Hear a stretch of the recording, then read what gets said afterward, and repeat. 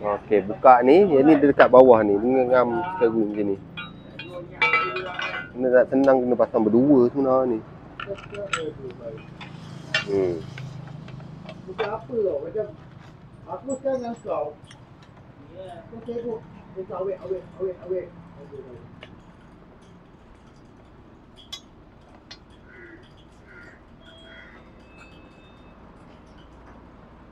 Nanti yang stok, nanti yang buat lagi.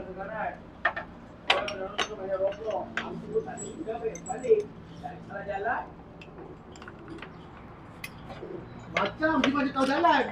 Oh, dia bilang benar berhenti. Tu kau berhenti. Jumpa sempang dulu, Aduh, hai. Macam India ni kan, lampang aku nanti dia.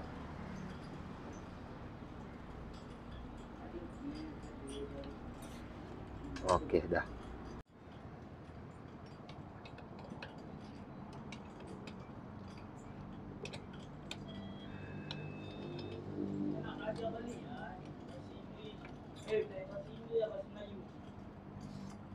Sekarang ni kau cakap pasal apa? Ni belah sini pula.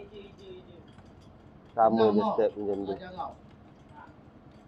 Kau hari-hari dia beli khabar. Kau baca kat dalam khabar tu. Apa? InsyaAllah kau boleh. Percaya dekat aku. Dek? Betul tak? Ha. Tengok orang tua tu. Elak kan? Beb, tu takut kan? Wah. Bukan takut boy. Kakak, apa? Mau buat boy. Belum jadi kita tak tahu mau kan? Biar boleh terjadi tidak. Kalau tahu kan? Ada orang buat lagi dah. Okey lah mau. Hidup ni kita orang susah. Okey, ni dekat bawah ni. Nampak? Okey. Ngam. Senang lah pakai pasang benda ni. Ada setengah motor susah benda ni.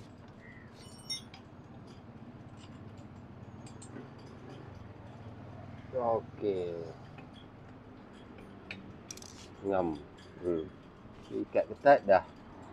Okey. Okey, dah siap. Kita dah pasang sini. Ikat sini.